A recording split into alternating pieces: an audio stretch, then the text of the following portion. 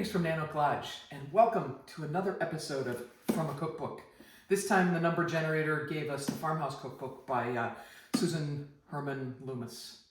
And it's awesome. It's all sorts of things that you would think about, sort of recipes that came off of a farm, thus the Farmhouse Cookbook. But she has one in there that I've been wanting to try for a long time, and so we're going to make it together today. It's called the Best Ever Apple Pie. Use a bunch of different apples, and we're going to make a delicious dessert. You may have heard the saying, as American as apple pie, or even if you're older like me, you can go back to the days when the Chevy commercial was all about baseball, hot dogs, apple pie, and Chevrolet. Just Google it. Anyway, she has us using 3 different kinds of apples for this quintessential American dessert. In her cookbook, she says to use Golden Delicious, Granny Smith, and an apple called Jonagold. I sort of remember that from living in Minnesota, but we don't have Jonagold out here that I could find. But I did find some Honeycrisp. So we're going to go with that instead of Jonagold, and I'm sure it's going to turn out delicious. Growing up in Minnesota, I've got fond memories of going to the apple orchards and riding the hay wagon and drinking hot spiced cider. Here in Washington, we're the largest apple-producing state in the entire country. So it becomes August and September, we get some great fresh apples. So I'm really excited to use these apples here to bring to life the best ever apple pie from Susan's book.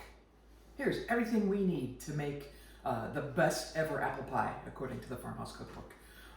In Susan's book, she actually has a recipe there for making your own pie crust and suggests you do it that way. I'm going to use pie crust. We've done that before in some of the videos. This makes a perfectly good pie crust. It's super easy, and it takes that tighter step out of the way so that we can just go to putting together a great pie. As I said, we've got these great fresh apples. In her cookbook, she adds cinnamon as her spice for apple pie.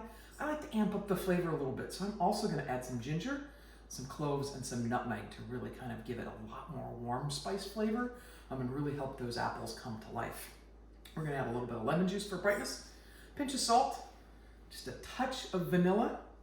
We're going to use the egg as kind of a brush for the crust. The butter will go in to kind of work with the flour to help thicken some of that juice that comes out as it's there. And of course, we use brown sugar and white sugar to sweeten it up a little bit. Here we go. The apples are all peeled and sliced. It took me about 6 apples to get about 8 cups of apples. It doesn't have to be super precise. So I used 6 medium to large size apples. Use them all up. That'll be perfect for this. We've measured out our cinnamon, our ginger, our nutmeg, and our cloves. Got a little vanilla here. We're gonna use just a pinch of salt. I whipped my egg with the water, so we're ready to brush that on. We've got our butter cut up, and we've got our 2 sugars and our flour ready to go. So we're gonna take the already rolled out pie pastry, put it in the pie pan. We'll fill it with all this great stuff, and then we're gonna throw it in the oven.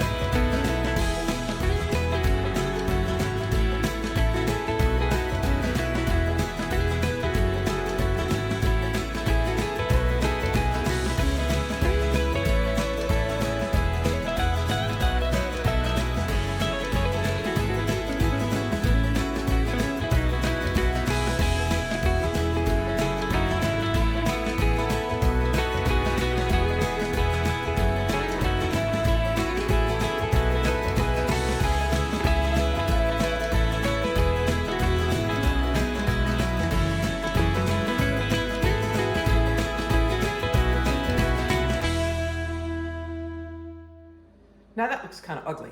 Here's where you can make lots of little decorative edges to fix that up and clean that. So I'm going to use the traditional just finger push around.